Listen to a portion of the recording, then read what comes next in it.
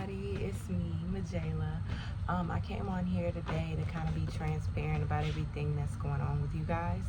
Please ignore whatever is going on upstairs. But today I just wanted to come on here and kind of just say that, hey, I've been going through it. I know a lot of people think that being a Christian is peaches and rainbows, but it's very humbling. It is very hard. And sometimes it takes so much patience and faith because there are going to be times when you cannot see the other side. There are going to be times where God is silent. There are going to be times where God is still, but He is still God. Even if you don't feel His presence, right? God is not limited by what we feel. And oh my God, that is so important because for like the past, like, month or so, I've just been having like so many feelings, right? I had did something wrong and I knew it was wrong because it felt wrong and my spirit was convicting me very badly. But I was convinced that because it was good within my heart that it was a good thing. And see, God was like, well, you were right and wrong at the same time, right? I know that you did it because within your heart you would like to help people, but I also need you to know that helping them is not judging them. It's not convicting them. That is not your job. That is my job. But also, I would like for you to know that you were right because it went right according to what I had for you. And I knew that you would not be able to leave idolatry alone if I did not remove you from certain situations by allowing you to do exactly what the desires of your heart were. So sometimes we make a mistake, yes, and God still makes those mistakes out to be good, especially if we cannot do what He is asking of us. He will do it for us. And so these last past couple of weeks I've been in debt. I wrote in the book, I've been happy and cheerful mostly every day, but I've been so discouraged, right? Oh, about $700, about $350 for like health insurance. I haven't really had a job, and then I have like $170 on credit card and all this other stuff, right? And it's going on. And during the time, like, I'm so good with God, I'm so happy and I'm full of joy and I'm full of light, and then boom, life hits, right? Life hits. It gets closer to time for me to pay this stuff back. I'm with my partner, and he's got his own little individual journey, and he hasn't really caught up completely to where I am spiritually. And I am the type of person to tell you sweetly, and then when I tell you, I don't have patience for you, I have tolerance, right? And so the difference between that is that patience is, no matter what the circumstances are, I'm not going to allow my anger or anything to get me to sin. I'm going to be patient with you and know that I don't have the capacity to address certain things, and I'm going to revisit the topic later. But tolerance is, I'm going to tolerate you to a certain point, and that is not of God, and I am learning the difference with that. But I actually did get so far as to let it convince me to sin, and I realized that I needed time apart. I needed time to myself. I needed time to focus on God, because if I get too focused in other people in their walks, even if it is in a relationship, you can lose sight of what God has specifically designed for you.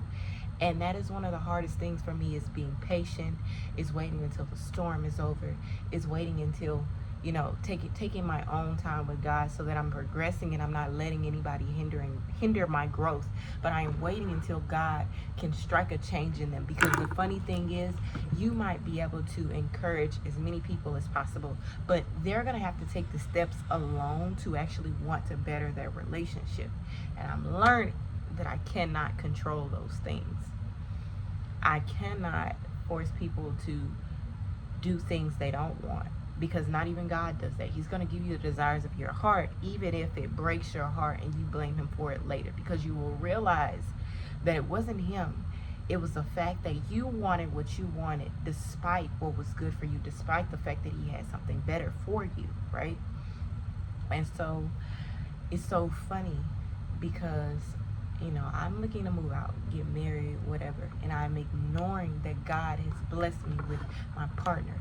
I'm ignoring that God wants better for me. I'm settling I'm settling, and then I'm angry because he's withholding things from me because I'm not ready. It's not time because I don't listen, right? And I'm blaming God. I'm not going to him with my anger. I'm upset, forgetting that he gave me these feelings, knowing that I could not handle them on my own and I would have to come to him if I wanted to release these feelings and receive counsel. I am limiting him because sometimes I feel like, like he has human emotions. Sometimes I feel like if I do the wrong thing, like he's gonna get angry at me. Sometimes I feel like, how like you anticipate going to a parent and you're worried that they're gonna be disappointed in you, because yes, humans can be disappointed, but God is not disappointed. He might be hurt, and not even he, but the Lord might be hurt in what you have chosen to do instead of coming to God. But he will still welcome you with open arms, unlike most of us have been taught to deal with things and rationalize things with personal anger, forgetting that everybody has emotions too, forgetting that everybody has their off days. Everybody has these days where they just don't feel good. Everybody has these days where they are off and they're not going to be all about you, and they're not going to know how to express themselves, and they're not going to come to you about how they feel all the time. And being a Christian is being transparent with yourself, is being transparent with God, because he knows how you feel. Sometimes you just have to stop lying to him about it. I realize that, a lot of people try to mask that, forgetting that he knows how you feel. If you feel like you hate him, if you feel like he hates you, tell him, and he will show you, he will reiterate why he's doing what he's doing. But if you never come to him, then you'll never know that love. And sometimes I do limit him. Sometimes I do look at him as if he is a parent, and he, like almost in a fearful way, which is good. It's good when it's like a reverential fear, like a respect thing, like I know that you could take me out if you want to, but you love me kind of thing. But you also look at them as if they're your friend, right? Like once you get older, you look at your parents a certain way. You look at them as if they're your friend, and that is what he wants. As you grow closer to him, that reverential fear kind of turns more so into respect. See, we navigated through personal or human emotion, which is kind of irrational, and it's so funny because not only is it irrational, but it's so limiting, and it's so it's like a barrier that we place around God and these emotions, and we don't have the ability or the capacity to take care of ourselves sometimes. And it's like, I did feel like I definitely needed that. I definitely needed to be in a space where I could, be transparent and know that God already knows what I feel, what I think, and what I'm saying. And so hiding it from him is not really hiding it from him. It's hiding it from myself. It's putting myself in a space that I don't have to deal with the emotions right away, which will cause certain things to happen with it, within me, right? And I notice that sometimes what I do is, instead of clinging to God, I cling to other people. And I had to get out of that, because sometimes other people cannot help you. They can only give you human emotion, right? They can't give you that unconditional love. And even when they do, you won't want it or respect it, because it's gonna be like you're going to God, right? When you're trying to avoid that, like having a partner that is enlightened, but we're still in different places spiritually, is so humbling, because it's like he gives me God, right? And then when I don't want it because I'm avoiding God, I'm reminded that I'm angry at God, and I'm avoiding those emotions. And it is one of the most hilarious things ever, because it's like, why am I angry? Like, what am I upset about? Am I upset about the fact that he is pointing me to God? Am I upset about the fact? No, I'm upset because he is showing me the love of God while directing me back to him like he's supposed to do, and I'm avoiding God, right? And so I ended up lashing out, and I felt so bad. And the funny thing is, it was the only way that he could understand me, and it was the only way that I would know what I needed to be able to take a break, to know that sometimes I have to remember that God gifted me these things, that he might show me how to be able to manage them and handle them, right? He gifted me emotions that I would have to go to him continually to be able to digest and process these things. Also, in a separate video, I'll talk about how God is not he, but is at the same time, right? So, or maybe I could just talk about it here. You know, this is just like a transparency thing, but also what God showed me is that when we limit him by human emotions, we forget that he is not human, right? He came down in Jesus in the flesh, and God, you know, God was within him, and so he knew the Father, obviously, because he was directing, he was pointing people back to the Father, that, you know, they would see that through him, right, through this spirit that is free of sin, we might all be free, right? And so every time that we go back to our Creator, we're able to navigate those things. But we also have to realize that God is not a he or a she, but is a spirit, right? And though we have the spirit within every single one of us, we are not limited to those emotions that we feel, right? Sometimes we might not feel like we have God's presence, but that enough is evidence that he's present, right? Those feelings that we have are a reminder that we have something higher than ourselves within ourselves that we cannot understand, and the only way to understand them is to go back to God, no matter how irritating it may be, because I'm telling you, it is one of the most irritating things that I have ever encountered, and yet so humbling. If you ever get angry, or you ever get to a point where you get so tired, you don't want to read the word, you don't want to pray, you don't want to fast, you don't want to journal, you don't want to watch a sermon, like, know that he's never going to push you not to do those things, because it is a lack of patience, it is a lack of wanting to receive knowledge, it's a lack of humbleness, it's a lack of humility in the fact that you feel like you know everything, right? And so obviously you're not going to go to a place if you feel like you know everything. You can always learn. That is a part of humility, is that you have to continually be with God, but continually know that even if you don't feel him, his presence is not limited by your feelings, in which he gave you those feelings to be able to feel. But honestly, I'd like to talk more so about my book, guys. Yes, I released a book. I am very happy and I'm very proud of that, but I cannot take any of the credit for that, because honestly, it was God who allowed me to the freedom, the creativity to express myself, but also express him and how I view him speaking to me through his word and through life in general. And I really want to thank him for that. Like, I've done so many things, and yet because I was so angry, I couldn't acknowledge, I couldn't even savor the moment, in the moment, like as things were coming to me, as I got a job with higher pay and benefits and could potentially build my future career, as I got opportunities to go back to school, as I got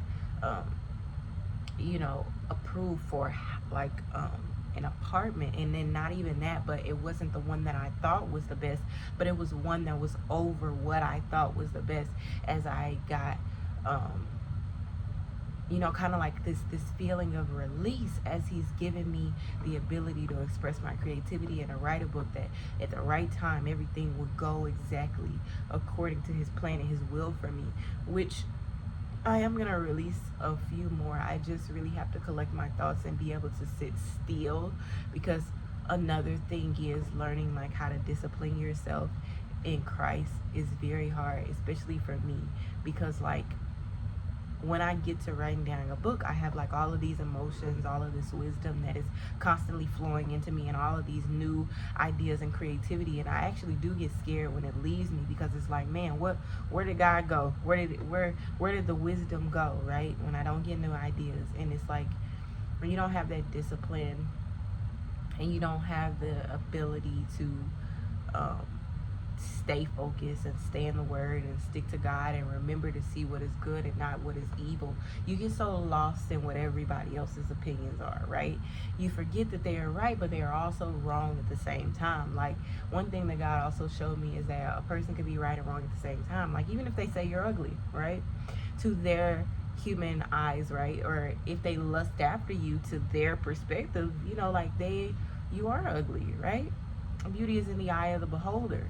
And so it's like, sometimes he shows me that, like, you have more to learn from people that seem like they're crazy or slow, and like, you also have to learn that it is when they express themselves to you, no matter how they do it, it is from what they are going through personally, but it's also from experience, and it is also from what they've been through. I think sometimes we associate, like a person's actions with their wisdom or how they feel, right? Like, we limit them, right? Because we limit ourselves, we limit God and the ability to discern certain emotions, and we feel like we can't learn anything from anybody that is hurt, but it's actually those people that you can learn so much from, right?